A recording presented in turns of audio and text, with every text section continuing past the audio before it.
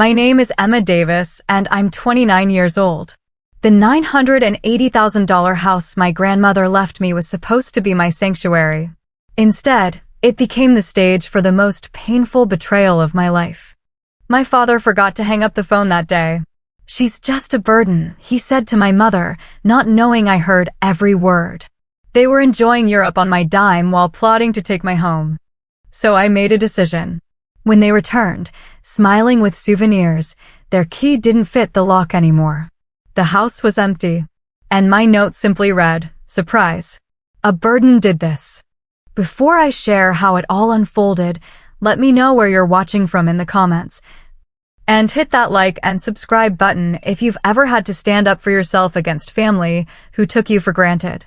Growing up, money was always tight in our household. My parents, Robert and Diana Davis, worked multiple jobs just to keep our small rental home and put food on the table.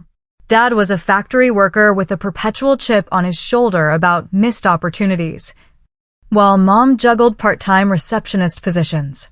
Despite their financial struggles, they never let me forget that every dollar spent on me was a dollar they couldn't spend on themselves. My grandmother, Elizabeth, was different. While my parents saw only limitations, Grandma Elizabeth saw potential in me. She'd been a savvy businesswoman who built her own real estate portfolio from scratch after my grandfather died young. "Emma," she'd tell me during our weekend visits to her beautiful colonial home, "never let anyone tell you what you're worth. You decide that for yourself." Those weekends with Grandma were my escape. Her house was spacious, filled with beautiful antiques and warmth. The backyard garden where we'd plant flowers together became my sanctuary. Unlike the tension-filled air at my parents' home, Grandma's place felt like freedom. When I turned 18, Grandma helped me apply for college scholarships and loans. My parents considered higher education putting on airs and refused to contribute a dime. "College is for people who think they're better than everyone else," my father would say, though I later learned he'd simply never been accepted himself. I worked 3 jobs through college, graduating with a business degree and immediately landing a position at a real estate firm. Grandma beamed with pride at my graduation while my parents complained about the parking situation. Then came the day that changed everything. Grandma Elizabeth passed away suddenly from a heart attack when I was 25. I was devastated. She'd been my champion, my safe place. At the reading of her will, everyone was shocked, except perhaps me, when her attorney announced she'd left her house to me, not my parents.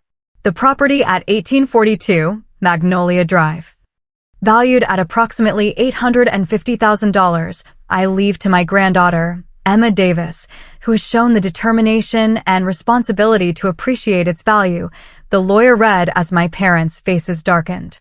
The will was explicit. The property was fully in my name, with no conditions or co-ownership.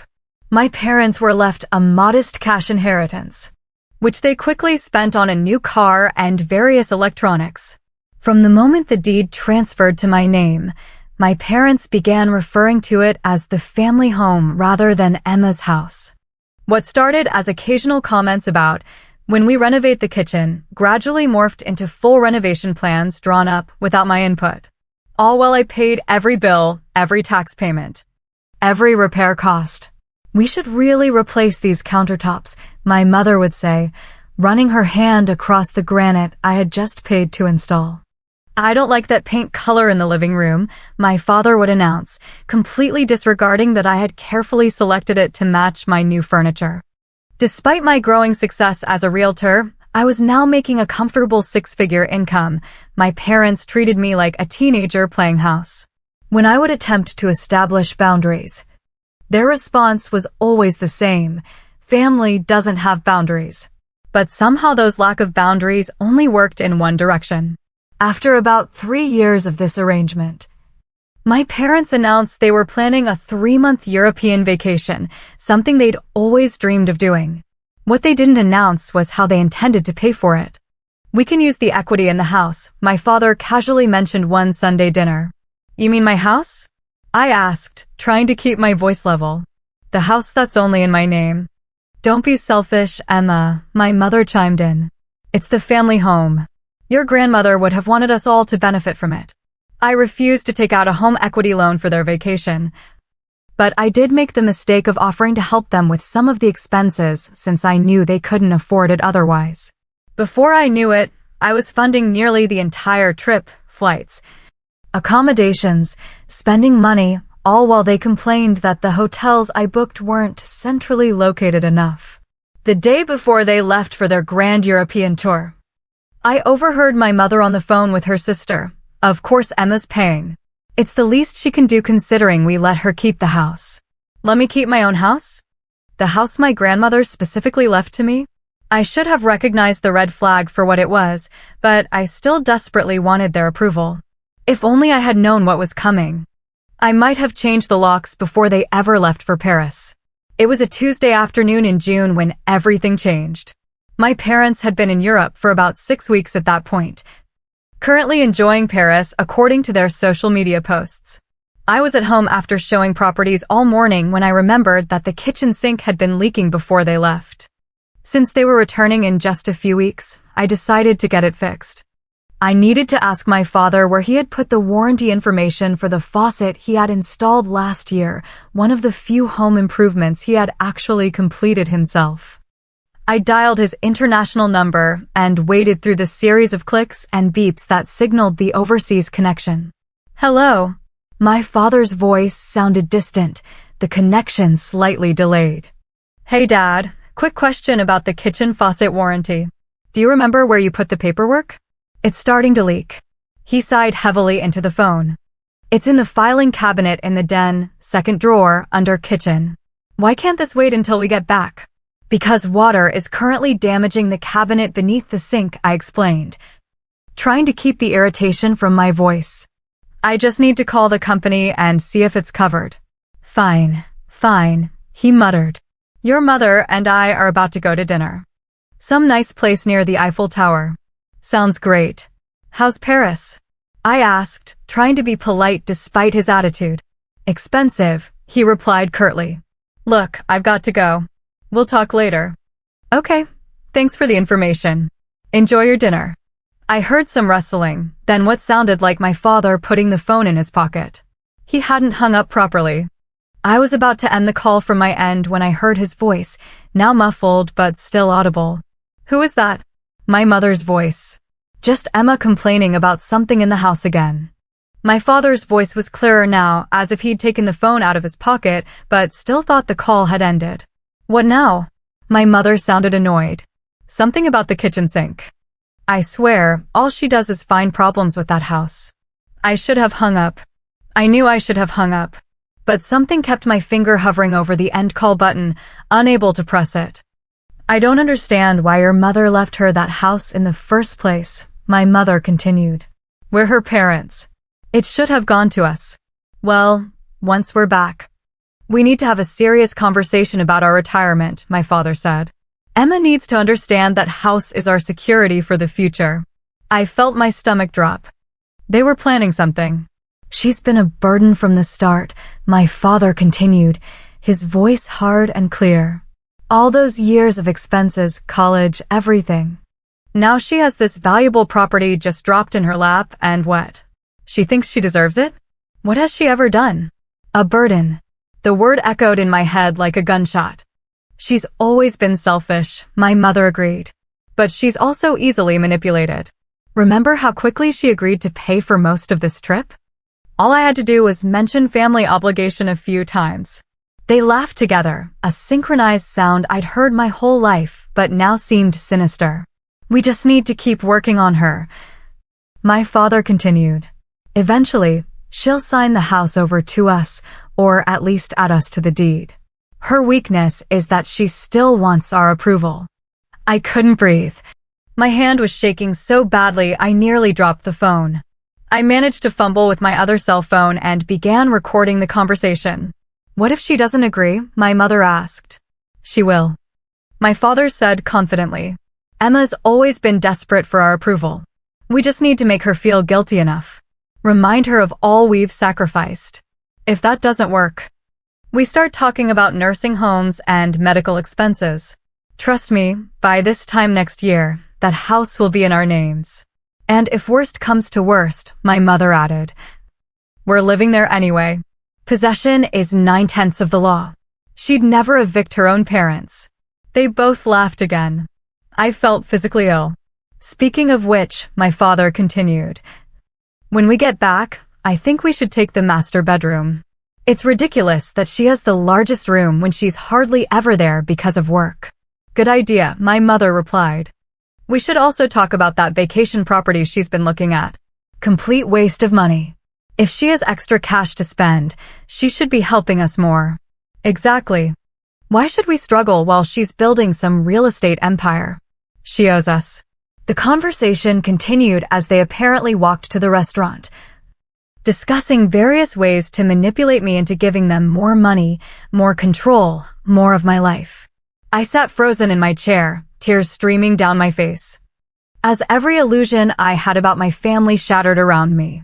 After about 15 minutes, the connection finally broke.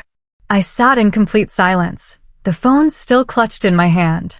The house I had worked so hard to maintain, the house my grandmother had entrusted to me, the house I had opened to my parents out of love and obligation, they saw it as nothing more than their entitlement.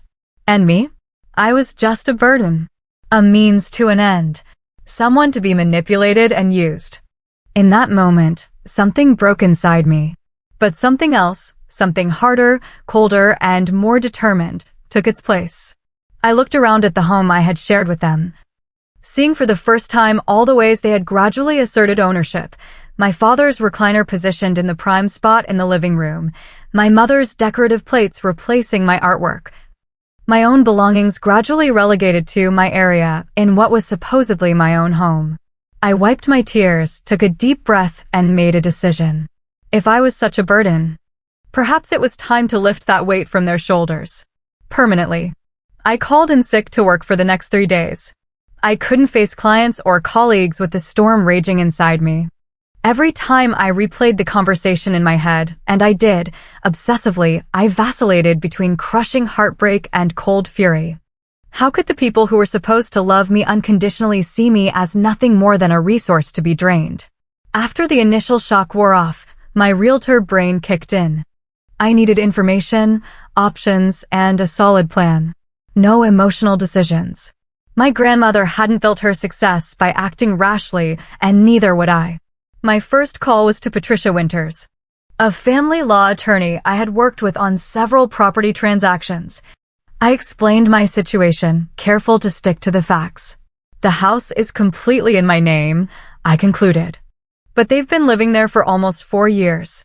Do they have any legal claim to it? Patricia was blunt and efficient, which was exactly what I needed. Based on what you've described, absolutely not. There's no common law ownership that would apply here. You've maintained the property, paid all expenses, and most importantly, you have clear title. The fact that you allowed your parents to live there doesn't grant them any ownership rights. What about the fact that they're my parents? Does that matter legally? Not in terms of property rights, she assured me. You're an adult. You have no legal obligation to house your parents. The house is yours to sell, rent, or do whatever you please with. I felt a weight lift slightly. At least legally, I was on solid ground. What about their belongings? I asked. That's a bit trickier, Patricia admitted. Legally, you should provide reasonable notice and opportunity for them to collect their personal items. I'd recommend documenting everything carefully and perhaps putting their belongings in storage where they can access them. I took detailed notes and thanked her, my mind already moving to the next step. Next, I contacted my colleague Marcus Wilson, one of the top-performing realtors in our firm who's specialized in quick, discreet sales for divorcing couples and estate liquidations. I need to sell my house quickly, quietly, and for as close to market value as possible, I told him when we met for coffee the next morning. Marcus raised an eyebrow. Running from the law, Emma? The weak joke fell flat against my serious expression. Family situation. I said simply, I need this handled with absolute discretion. No public listings if possible. No signs in the yard. No open houses. And I need it done within 6 weeks. Marcus whistled low. That's aggressive, even in this market. You're looking at taking a hit on the price for that kind of timeline. I understand. What kind of hit are we talking about? We discuss numbers. My grandmother's house had appreciated significantly since I inherited it. Current market value was around $980,000, but for the expedited timeline and private sale, I might need to accept somewhere closer to $900,000. I can live with that, I said, calculating quickly. How soon can you start showing it? I have a few pre-qualified buyers looking for exactly this type of property in this neighborhood. I could have private showings set up by next week. Perfect. I'll need the house empty for showings. That afternoon, I created a detailed spreadsheet of all the items in the house, categorizing them meticulously. Items I had purchased. Items my grandmother had left me. Items my parents had brought when they moved in. Items of questionable ownership. For the last category, I was ruthlessly honest. If I couldn't definitively prove something was mine, I put it in my parents' column.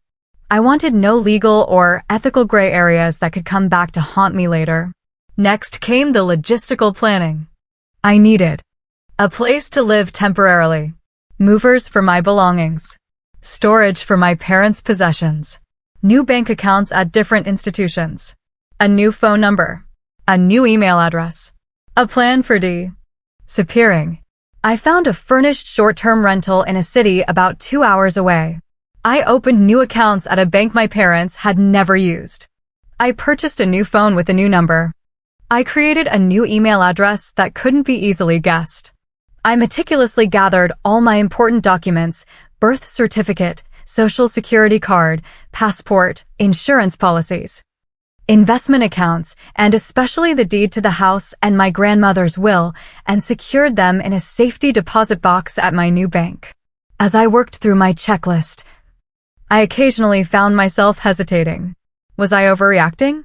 Then I'd replay the recorded conversation, hearing my father's contemptuous, "She's been a burden from the start," and my resolve would harden again.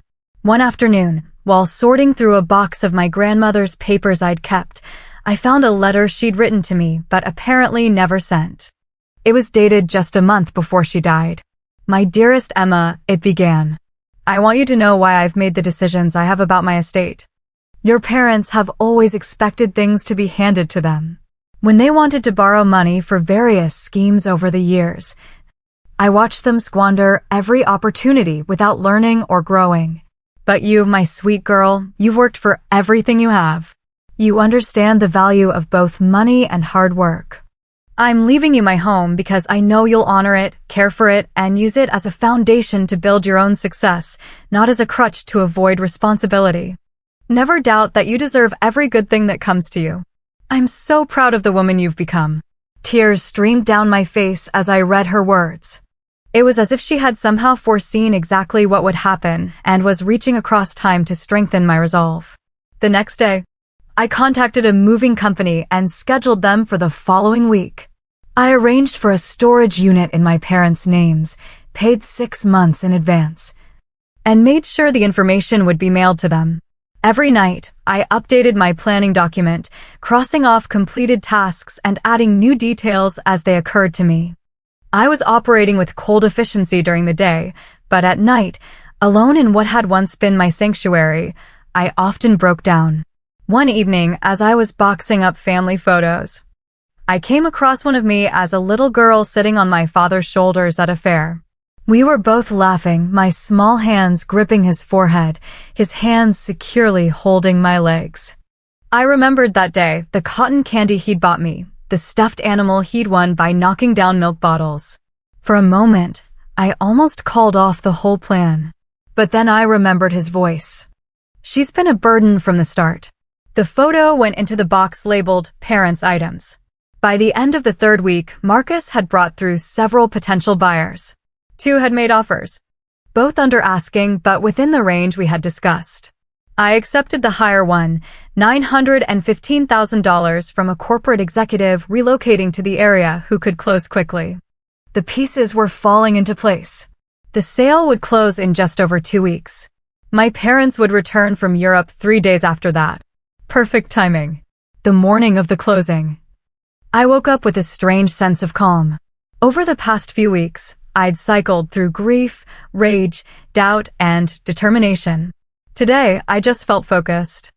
I dressed carefully in a crisp blue suit, professional, confident, the armor I needed for what would be one of the most significant days of my life.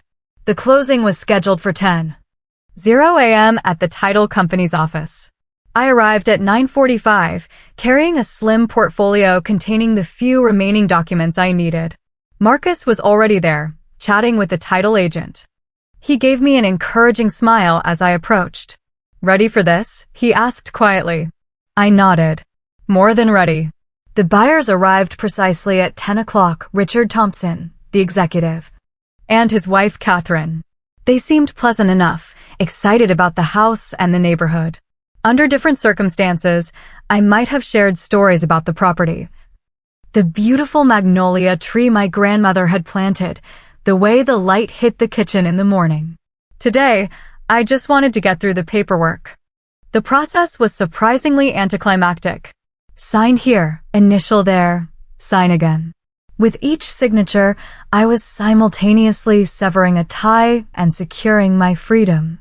When the title agent finally slid the check across the table, $915,000 minus the remaining mortgage and closing costs, I felt nothing but relief. "Congratulations," the agent said, shaking hands all around. "Best of luck to all of you." Outside in the parking lot, Marcus caught up with me. "You okay?" he asked, genuine concern in his eyes. "I will be," I said, managing a small smile. "Thank you for everything, Marcus. I couldn't have done this without you." "Happy to help," he replied, though I'm still curious about the story behind all this. "Maybe someday I'll tell you," I said. "But right now, I have movers to meet." The moving company arrived at exactly noon. I had already packed most of my personal belongings, clearly labeled and separated from my parents' things. I supervised as they loaded my furniture, boxes, and suitcases into their truck, bound for my new temporary apartment. My parents' belongings were handled with equal care but different destination tags. Everything was photographed, inventoried, and loaded into a separate truck headed for the storage facility I'd rented in their names. I'd arranged for the access codes and payment information to be mailed to them at their current European hotel. As the movers worked, I walked through each room of the house, checking closets and drawers to ensure nothing was overlooked. In my parents' room, I found a small box hidden in the back of their closet. Curiosity got the better of me, and I opened it. Inside were letters, dozens of them, from my grandmother to my parents over the years. I shouldn't have read them, but I couldn't help myself. They detailed years of financial requests, manipulative tactics, and my grandmother's growing disillusionment with her son and daughter-in-law. "Robert," one letter began, "this is the last time I will provide financial assistance without a clear repayment plan.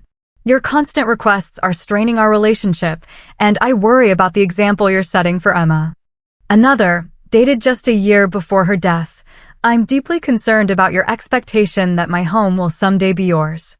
I've worked hard for everything I have, and I intend to leave my assets to those who will respect and preserve them. I suggest you begin making your own retirement plans that don't involve my property." I carefully replaced the letters in the box and added it to the items for storage. But I felt a renewed connection to my grandmother and her decision to leave me the house. She had seen through my parents long before I had. By late afternoon, both trucks were loaded and gone. I stood in the empty house, my footsteps echoing on the hardwood floors. Without furniture, without photos, without the accumulated evidence of lives lived within these walls, it was just a structure again, beautiful, valuable, but no longer mine. I walked through each room one final time. In the kitchen, where I'd baked cookies with my grandmother. In the living room, where we'd watched old movies together. In the garden, where she'd taught me the names of flowers and how to nurture growing things. "I hope you understand," I whispered, not sure if I was addressing my grandmother or the house itself. Finally, I placed the note I'd written on the granite countertop in the kitchen, where it would be impossible to miss. Surprise! A burden did this. I took one last look around, then walked out the front door, locking it behind me. I dropped the keys through the mail slot, got into my car, and drove away without looking back. As I merged onto the highway heading toward my new temporary home, I felt something unexpected: freedom. For perhaps the first time in my life, I was making a decision completely for myself, unburdened by familial obligation or the desperate need for approval. The burden had been lifted, not from my parents, but from me. My temporary apartment was nothing special, a furnished one-bedroom in a modern complex with amenities I'd probably never use. But it was mine, with no history, no expectations. And most importantly, no one telling me I didn't deserve to be there. The first few days passed in a blur of practical tasks. I unpacked the essentials, set up my new laptop with enhanced security measures, and contacted my office to let them know I was taking a 2-week vacation effective immediately. I didn't provide details, just that I needed personal time. By the end of the first week, I had established a routine of sorts. Morning coffee on the small balcony overlooking a man-made pond. Afternoons spent researching potential places to relocate permanently. Evenings filled with takeout food and mindless television to quiet my thoughts. I checked my old email and voicemail exactly once a day, never responding. There was nothing from my parents yet. They were still enjoying the final days of their European adventure, completely unaware that their lives were about to change dramatically. My phone pinged with a text from an unknown number. My heart jumped before I realized it was just a delivery notification. Still, it made me aware of the constant state of tension I was living in, waiting for the inevitable explosion when my parents returned home. To distract myself, I reached out to Megan Lancaster, a college friend I'd lost touch with largely because my parents had never approved of her wild lifestyle, which consisted mainly of dating occasionally and enjoying concerts. "Emma Davis? Is that really you?" she exclaimed when I called. "It's been 3 years?" "Something like that," I admitted. "I've been preoccupied." "Let me guess, still trying to please the unpleasable parents?" Her directness made me laugh for what felt like the first time in weeks. "Actually, I'm calling because I finally stopped trying." We met for dinner that night at a restaurant halfway between our locations. Over pasta and wine, I told her everything: the inheritance, the overheard conversation, the house sale, my disappearing act. "Holy shit, Emma," she said when I finished. "That's simultaneously the most terrible and most badass thing I've ever heard." "I'm still not sure if I did the right thing," I admitted. "Are you kidding me?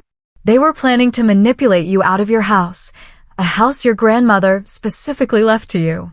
They called you a burden while living in your home rent-free and having you pay for their European vacation. If anything, you were too nice with the whole storage unit arrangement." Her validation loosened something tight in my chest. Maybe I wasn't overreacting. Maybe this was the appropriate response to years of manipulation. The next day, I scheduled an appointment with a therapist. Dr. Sarah Palmer specialized in family trauma and had an opening the following week. It was time to address not just the recent betrayal, but the lifetime of conditional love that had preceded it. 10 days after the house closing, my old phone exploded with notifications. Texts, voicemails, emails, all from my parents. They had returned from Europe and discovered the truth. The first voicemail: "Emma, what the hell is going on? We just got home and our key doesn't work. Call us immediately." My father's voice was more annoyed than concerned. The second, an hour later: "Emma Marie Davis, this is not funny. Where are you? Why is the house empty? Call US right now." Now he sounded angry. The third, from my mother: "Emma, sweetie, we're very worried about you. Please call us as soon as you get this. We just want to know you're safe." Her voice dripped with the manufactured concern she'd perfected over the years. The texts escalated similarly, from confusion to demands to threats to fake worry. The final voicemail: "Left at nearly midnight. We found your note. I don't know what you think you heard, but you've made a terrible mistake. This is our home too. You had no right to sell it. We're consulting an attorney first thing tomorrow. You've really done it this time, Emma. I saved all the messages but responded to none of them.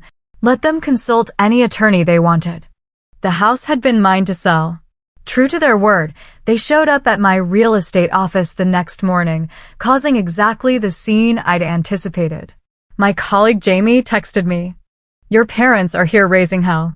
Boss told them you're on vacation and showed them the door when they wouldn't leave. Everything okay? I responded with a simple family drama. I'll explain when I get back. Thanks for the heads up. Later that day, my boss called directly. Emma, I don't know what's going on with your family, but they made some pretty serious accusations today. Something about you selling their house illegally. I took a deep breath. It wasn't their house. It was mine, left to me by my grandmother. I've been letting them live there, but I recently discovered they were planning to manipulate me into signing it over to them. So yes, I sold my house, which was fully within my legal rights. I'm sorry they brought this drama to the office. There was a pause before she responded. I see. Well, they've been banned from the premises.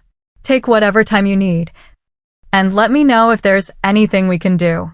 Her simple acceptance was another weight lifted. I'd been worried about the professional fallout, but it seemed I had more support than I'd realized. Over the next few days, my parents tried every avenue they could think of to reach me. They contacted mutual acquaintances, distant relatives, even my college alumni association. Each attempt further justified my decision to cut ties. 2 weeks after their return, they somehow obtained my new email address, likely from a well-meaning but naive former neighbor, and sent a lengthy message laying out their version of events. According to them, I had misunderstood a private conversation, overreacted dramatically, and betrayed my family in the most hurtful way possible. They were willing to forgive me if I would make things right by using the proceeds from the house sale to buy a new property that we could all live in together. The audacity was almost impressive. Even now, they were still trying to manipulate me. I didn't respond. Instead, I forwarded the email to Patricia, my attorney, who confirmed again that I had acted completely within my legal rights and advised me to continue maintaining distance. As the weeks passed, I gradually began rebuilding my life. I returned to work, threw myself into my real estate business, and continued weekly therapy sessions. I found a lovely condo to purchase in my new city, smaller than my grandmother's house, but completely mine in every way that mattered. One evening, as I was arranging books on my new shelves, I came across an old photo album I hadn't opened in years. Inside were pictures of family vacations, holiday gatherings, birthday celebrations, moments that had once seemed happy but now felt hollow knowing what lay beneath the smiling facades. I closed the album and put it away in a closet. Perhaps someday I'd be ready to look at those memories again, but not yet. For now, I was focused on creating new memories, ones not tainted by manipulation and conditional love. The burden I'd carried all my life, the desperate need to earn my parents' approval, was finally lifted. And I was lighter than I'd ever been. I managed to avoid my parents for nearly 3 months. I changed my routines, shopped at different stores, and became hypervigilant about my surroundings. But I knew a confrontation was inevitable. What I didn't expect was how it would happen. Rachel Chin, my former neighbor, called me on a Tuesday afternoon. Emma? I thought you should know. Your parents are back at the house. My heart raced. What do you mean at the house? It's not their house anymore. I know that, Rachel said. But they're parked outside right now, just sitting in their car, staring at it. The new owners are away on business. So I don't think they know yet. I just thought you might want to know. I thanked her and immediately called Richard Thompson, the new owner, to warn him. He was concerned but grateful for the heads up and said he'd alert his security company. Later that evening, my phone rang with an unfamiliar number. Against my better judgment, I answered. Emma. It was my father's voice, tight with controlled anger. We need to meet. Tomorrow. The coffee shop on Maple Street at 10 a.m. If you don't show up, we're going to your office again, and this time. We won't leave quietly. Before I could respond, he hung up. I called Patricia immediately. They're threatening to make a scene at my workplace if I don't meet with them. You don't have to meet them at all, she reminded me. We could get a restraining order based on these threats. I considered this option, but ultimately decided against it. No. I think I need to face them. But I want it on my terms, not theirs. The next morning, I arrived at the Daily Grind, a popular coffee shop downtown, at precisely 10:15 a.m., late enough to make a point, but not so late they'd leave. I'd chosen this location because it was public, always busy. And the owner was a client of mine who I knew would have my back if things got ugly. I spotted my parents immediately, sitting at a corner table. My mother's face was drawn, her normally perfectly styled hair looking somewhat neglected. My father's jaw was set in that familiar rigid line that had always signaled dangerous waters ahead. I approached their table calmly, dressed in my most professional outfit, another suit of armor. Robert, Diana, I greeted them, deliberately using their first names instead of Mom and Dad. My mother flinched. My father's face darkened further. Sit down, he commanded. I'm not here to take orders, I replied evenly. I agreed to meet you because I thought it might be time to clear the air. But this conversation happens on equal terms or not at all. I sat down across from them, placing my phone conspicuously on the table between us. Is that really necessary? My mother asked, gesturing to the phone. Given our history, yes, I said. I record all important business meetings now. We're your parents, not a business meeting, my father snapped. And yet you threatened my workplace if I didn't comply with your demands. That sounds more like extortion than parenting. My directness caught them off guard. They were used to me backing down, accommodating, seeking peace at any cost. What you did was unforgivable, my father finally said. You stole our home. It was never your home, I replied. It was my home, which I generously allowed you to live in. A fact you apparently considered a burden. My mother's eyes widened. What are you talking about? I pressed play on my phone, and their own voices filled the space between us. She's been a burden from the start. All those years of expenses, college, everything. Now she has this valuable property just dropped in her lap. And what? She thinks she deserves it? What has she ever done? I stopped the recording and looked up to find my mother pale and my father flushed with anger. You recorded us privately? That's illegal, he sputtered. Actually, it's not illegal to record a conversation that you're part of, which I was since you called me and then failed to hang up properly. But that's beside the point. The point is that I finally heard what you really think of me. You misunderstood, my mother interjected quickly. We were tired. Stressed about money. While on an expensive European vacation that I paid for, I interrupted. Please don't insult my intelligence by lying to me again. So you sold the house out from under us? My father demanded. Left us homeless as some sort of revenge. I sold my house because I finally realized it would never truly be mine as long as you were in it. And you're not homeless. You have the money Grandma left you. Oh wait, you spent that on a new car instead of securing your own housing. My father leaned forward, his voice dropping to a threatening whisper. You know we could sue you for this. We lived there for years. We have rights? Actually, you don't, I replied calmly. I consulted with an attorney before making any decisions. You had no legal claim to the property. You paid no rent, contributed to no expenses, and your names were nowhere on the deed. But please, feel free to waste what money you have left on a lawsuit you can't win. My mother began to cry, those familiar tears that had so often manipulated me into compliance. This time, I felt nothing but a detached sort of pity. What do you want from us, Emma? She asked through her tears. An apology? Fine, we're sorry if you misinterpreted what you heard. If I misinterpreted? I repeated incredulously. That's not an apology. That's another manipulation. And it's exactly why I made the decision I did. I took a deep breath, centering myself before continuing. What I want is very simple. I want you to acknowledge what you did, not just the conversation I overheard, but the years of treating me like an investment that needed to pay dividends. I want you to understand that your behavior has consequences. And I want you to respect the boundaries I'm establishing now. Which are what, exactly? My father asked, his voice cold. I will not be providing you with any financial support going forward. I will not be sharing my new address with you. I will communicate with you only when and if I choose to. If you come to my workplace again or harass me in any way, I will pursue legal action. So that's it? After everything we've done for you, you're just cutting us off. My mother's voice rose dramatically. After everything you've done to me, I corrected her. And yes, unless and until you can demonstrate genuine remorse and change, this is where we stand. My father stood up suddenly, his chair scraping loudly against the floor. You ungrateful little. Robert. My mother grabbed his arm. Several other patrons had turned to look at our table. He sat back down, seething. You think you're so much better than us now with your real estate career and your fancy education. But let me tell you something, you wouldn't have any of it if we hadn't raised you.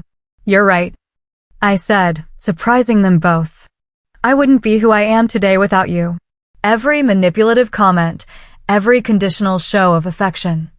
Every time you made me feel like I wasn't enough, it all taught me exactly what kind of person I didn't want to become. So in a way, I should thank you. My mother's tears had stopped, replaced by a stunned expression. My father looked like he'd been slapped. I stood up, gathering my purse and phone. Your belongings are in a storage unit. I've paid for 6 months. The information was sent to your hotel in Paris, but I can text you the details again if you need them. That's it? That's all you have to say to us? My mother asked, her voice small. I paused, looking at them both, really looking at them perhaps for the first time. Not as the towering authority figures of my childhood or the manipulative forces of my adult life, but just as two deeply flawed people who had never learned how to love without conditions. I hope you find peace, I said finally. I hope you find whatever it is you're looking for that makes you treat the people who love you the way you do. But I won't be your collateral damage anymore. I walked away then, feeling dozens of eyes on my back, but standing straighter than I had in years. Outside, I took a deep breath of the crisp autumn air, feeling something unexpected wash over me. It wasn't anger. It wasn't pain. It wasn't even satisfaction. It was peace. 6 months after the confrontation at the coffee shop, I was fully settled into my new life. I'd purchased a charming townhouse in Richmond, about 2 hours from my former home, and had transferred to our firm's office there. The change of scenery had been exactly what I needed, close enough to maintain important professional connections, but far enough to start fresh. My new home was distinctly mine in a way my grandmother's house had never quite managed to be. I'd decorated it entirely to my own taste, modern but comfortable, with splashes of color that brightened even the gloomiest days. No antiques, no family heirlooms, nothing that carried the weight of the past. Professionally, I was thriving. The fresh start had reinvigorated my passion for real estate, and I found myself particularly drawn to helping first-time homebuyers navigate the complicated process. There was something deeply satisfying about guiding people through one of the most significant purchases of their lives, ensuring they understood every document, every commitment, every right they had. You explain things differently than other realtors, one young couple told me after closing on their first home. Like you really want us to understand, not just sign. Everyone deserves to know exactly what they're agreeing to, I replied, thinking of how differently my own story might have unfolded if I'd recognized the manipulation earlier. My therapy sessions with Dr. Palmer continued, though we'd reduced the frequency to twice a month.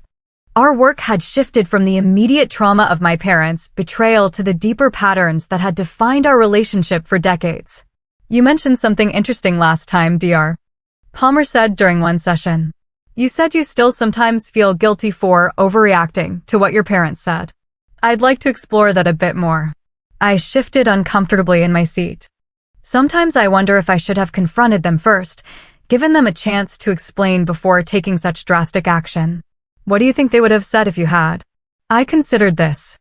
They would have denied it, or said I misunderstood, or that they were just tired and stressed and didn't mean it. And would any of those explanations have changed the fundamental truth of what you heard? No, I admitted.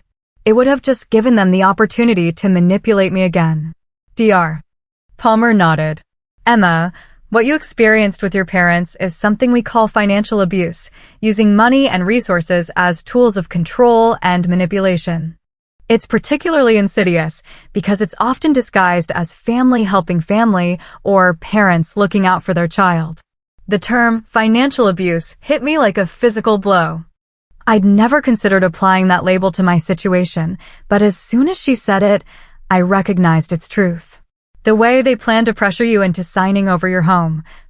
The way they manipulated you into paying for their vacation. Even the way they made you feel guilty about your grandmother leaving you the house. These are all forms of financial abuse, she continued.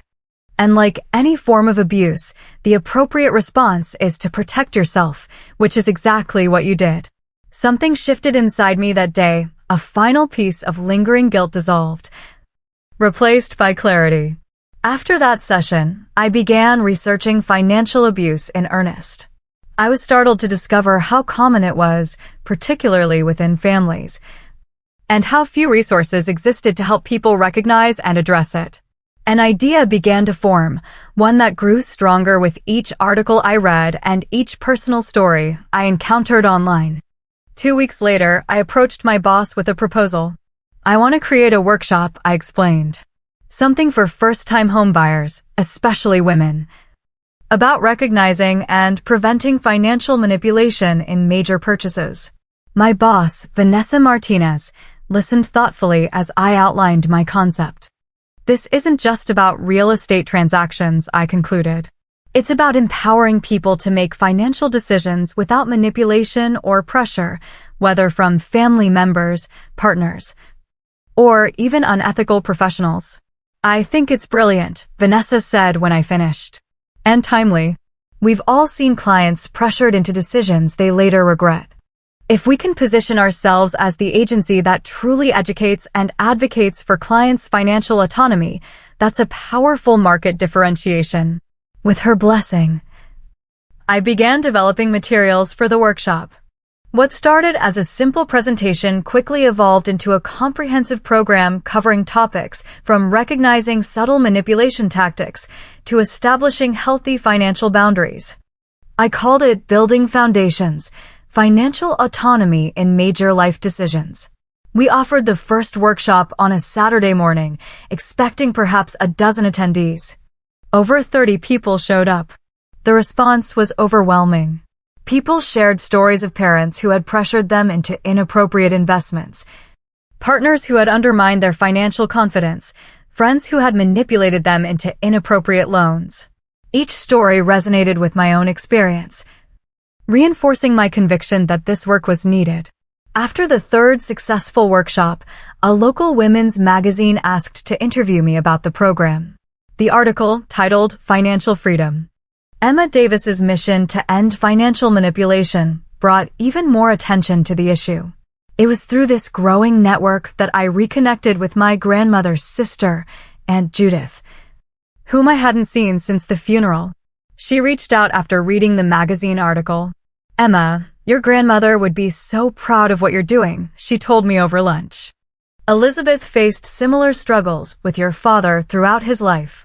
He always expected things to be handed to him, just as his father had before him. I had no idea, I admitted. Grandma never really talked about that. She was private about family matters, Aunt Judith said. But she saw so much of herself in you, the independence, the work ethic. It's why she left you the house instead of Robert. She knew you'd use it as a foundation, not a crutch. Her words echoed the letter I'd found while packing, confirming what I'd already begun to suspect. My grandmother had made her decision with clear eyes and full awareness of its implications. Have you had any contact with your parents recently? Aunt Judith asked carefully. Not since our confrontation, I replied. I've received a few emails, but nothing that suggests they've really reflected on their behavior or taken responsibility for it. She nodded sadly. Robert has always struggled with accountability, even as a child. Nothing was ever his fault. I'm sorry, Emma. You deserved better parents. I'm making peace with it, I said, surprised to find that it was true.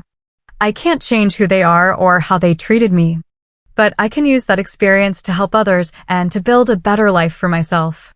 On the 1-year anniversary of selling my grandmother's house, I took the day off work and drove to the cemetery where she was buried. I brought a bouquet of her favorite flowers, pink peonies, and sat beside her headstone. "I think I finally understand what you were trying to teach me," I said softly. "About self-worth and standing on my own. About recognizing when love comes with too many conditions. I wish we'd had more time together, but I'm grateful for every lesson you shared." As I sat there, I reflected on how much had changed in a year. The initial pain and betrayal had gradually transformed into something else, not forgiveness, exactly, but acceptance. My parents were who they were. Their behavior reflected their limitations, not my worth. The true burden I'd carried wasn't being their daughter. It was the exhausting effort of trying to earn love that should have been freely given. In setting those expectations aside, I'd found a freedom I never knew was possible. My phone buzzed with a text from Megan. "Still on for dinner tonight? The whole gang's excited to see you." I smiled as I replied in the affirmative. The gang was a group of friends I'd reconnected with or made anew in the past year, people who accepted me as I was, who gave without keeping score, who supported without controlling. This was what real relationships felt like. This was what I deserved all along. As I drove home, I thought about the note I'd left in the empty house. Surprise. A burden did this. At the time, I'd meant it as a bitter reclamation of the word my father had used to wound me. Now, a year later, I saw it differently. Sometimes, the heaviest burdens we carry are the expectations we place on ourselves to be perfect enough, accommodating enough, successful enough to finally earn the love that should be our birthright. Laying down that burden was the most liberating act of my life. That evening, surrounded by friends who had become my chosen family, I raised a glass in a private toast to my grandmother.